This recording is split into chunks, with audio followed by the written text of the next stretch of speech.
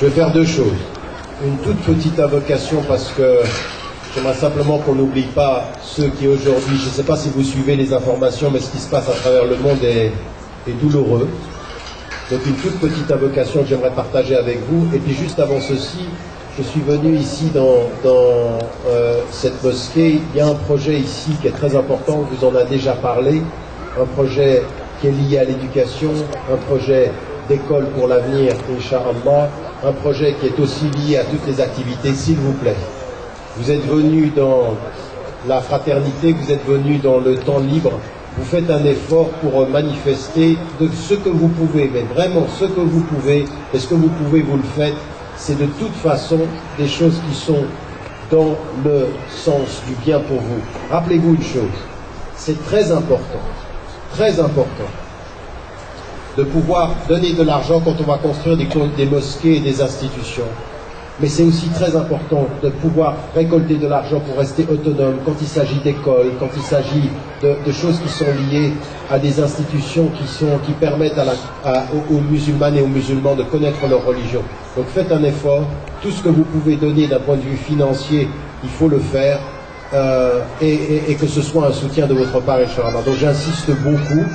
Je ne suis pas là simplement venu pour faire une intervention pour que vous passiez une heure sympathique, mais c'est un travail de responsabilisation. Et au moment où on va faire les invocations, s'il vous plaît, vous avez votre cœur avec les frères et les sœurs qui, aujourd'hui, à l'heure où je vous parle, dans le monde arabe, toujours dans la situation que vous connaissez au Moyen-Orient, que ce soit en Syrie, que ce soit encore en Irak, que ce soit aujourd'hui, on ne sait pas ce qui va se passer dans les autres pays, et en Palestine, il faut avoir cette pensée-là, comme il faut avoir une pensée aussi pour des frères et des sœurs à vous qui sont ici en Europe, qui sont en France, et qui sont dans des situations dramatiques, d'un point de vue affectif, d'un point de vue spirituel. Il y a des gens qui m'envoient des lettres de prison, et c'est extrêmement difficile. J'aimerais que vous n'oubliez pas ça. Si vous avez le moyen, un vendredi soir, de vous réconcilier avec ça, Inch'Allah, ayez une pensée pour eux au moment des invocations. اللهم نسألك بأننا نشهد أنك أنت الله الأحد الصمد الذي لم يلد ولم يولد ولم يكن له كفوا أحد. اللهم نسألك رضاك والجنة ونعوذ بك من سخطك والنار. اللهم نعوذ بك من أن نشرك بك شيئا نعلمه ونستغفرك لما لا نعلمه. اللهم اجعلنا من الموحدين.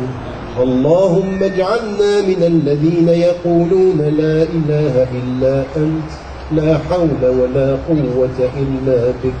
اللهم تقبل منا صلاتنا وركوعنا وسجودنا وأعمالنا. اللهم تقبل منا دعاءنا. اللهم نعوذ بك من علم لا ينفع ومن قلب لا يخشع ومن دعاء لا تسمع.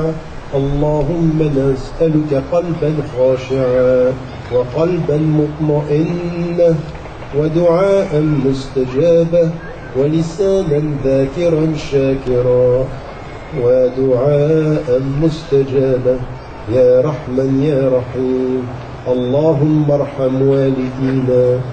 اللهم ارحم والدينا ووالدي والدينا.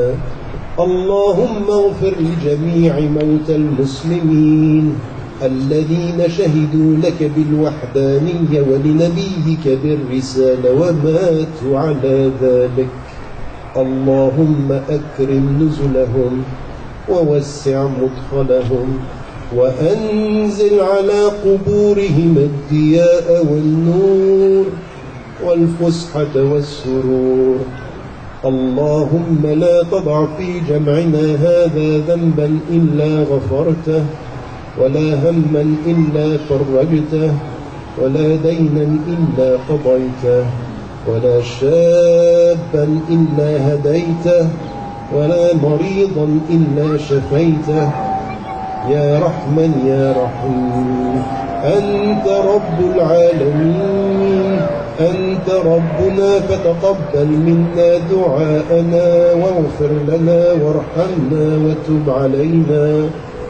إنك أنت عفو تحب العفو فاعف عنا. اللهم فاعف عنا وتب علينا واسترنا فوق الأرض وتحت الأرض ويوم العرض عليك. ربنا لا تفضحنا يوم العرض عليك، واغفر لنا وارحمنا وأدخلنا الجنة مع الأبرار والصديقين والشهداء ورسلك الكرام. اللهم قو إيمان إخواننا وأخواتنا المظلومين في كل مكان. اللهم قو إيمانهم في فلسطين وفي سوريا وفي العراق وفي تونس وفي مصر وفي الجزائر وفي المغرب وفي كل مكان وفي كل ميدان. اللهم استجب دعاء المظلومين وعليك بالظالمين. اللهم عليك بالظالمين، وأنزل على إخواننا وأخواتنا سكينتك ورحمتك. قوي إيمانهم، ثبت أقدامهم، وانصرهم على أعدائهم يا رحمن يا رحيم. قوي إيمان إخواننا وأخواتنا في كل مكان، وأصلح ذات بيننا.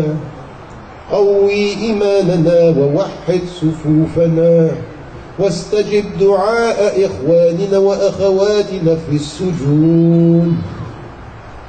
اللهم استجب دعاءهم في السجون وتحت التعذيب.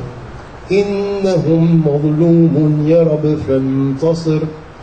اللهم اجعلنا من الصابرين.